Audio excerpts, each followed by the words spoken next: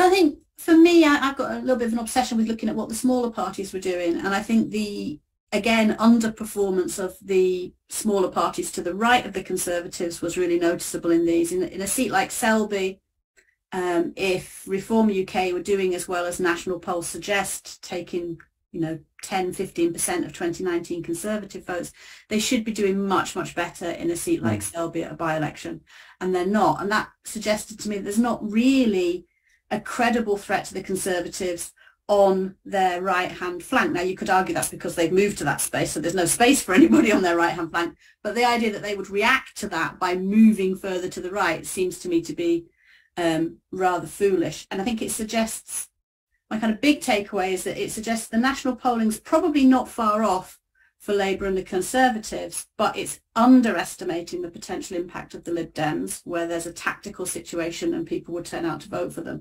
and possibly overestimating the potential threat from Reform UK.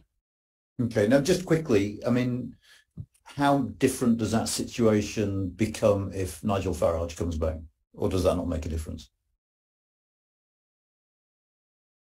It probably boosts Reform UK a little bit, but if the less they can get across some sort of policy platform that's more in tune with those voters, I think they're still going to struggle.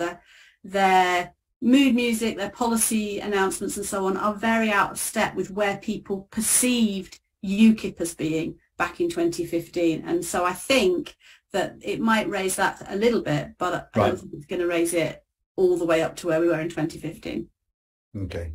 And Rob, any thoughts? Well, my sort of big takeaway would be we still seem to be on course for a Labour government at the next general election, but it's not entirely clear what sort of Labour government that would be. If you average together the swings from Selby and Uxbridge, you get an average swing of 15.2 points. If you average together the most recent polls from all the independent pollsters currently operating, you get a swing of 15.2 points. So what that shows is that Uxbridge and Selby are both within the realm of possible results with an average swing of 15 points. But if Labour underperforms a little, then we have a hung parliament, but the Conservatives have no friends in the current parliament, so it's probably Prime Minister Starmer. If we get an overperformance along the line of Selby, then you're potentially looking at a very strong Labour majority. And all stations in between are still potentially in play. Excellent. Thank you. It's a really interesting question, actually, from Anonymous. And incidentally, for those who are new to these things, if you go onto Slido, you can put your questions on there, but you can also, and I'd be grateful if you did, vote for the questions that you want me to pose to the panel, and they will rise to the top of my screen like magic and save me having to sort of scroll all the way down. But this question from Anonymous is anti-green the new Brexit for the Conservatives? End view. No, it would be my answer if I can offer one. I think there's been an awful lot of over-interpretation of what happened in Uxbridge with ULEZ. I mean, this was a situation that was almost custom-built to produce an unusually large protest reaction. It's a by-election. You get more local protest votes in by-elections. This is not the first where that kind of thing has happened. It was a by-election held 1 month away from when the ULEZ expansion happens. So that's the point when voter awareness of it is highest, but voter awareness that it won't affect most of them is lowest. So that maximises the effect. And it took place in a part of London that was very against Sadiq Khan in the last London elections, a borough of London that swung, not in this, to the same extent to Labour as the rest of London did, and where Sadiq Khan isn't popular.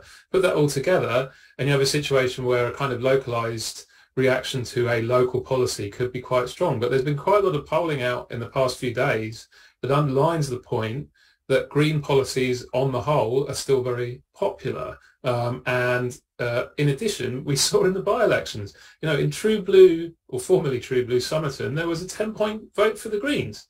It's very odd that when you see a big swing to the Greens in a safe Conservative seat, the Conservative reaction is, green policies are the new Brexit.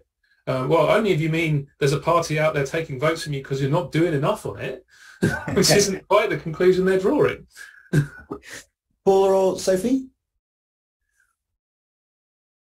I agree with Rob. We've seen green swings toward the Greens in Conservative rural areas in local elections as well. I mean, the idea that there's a majority anti-green in the public that you can somehow swoop together like like on Brexit, just isn't the case. There's widespread support for green policies. I think where the distinction lies is who pays. That's where there's a distinction.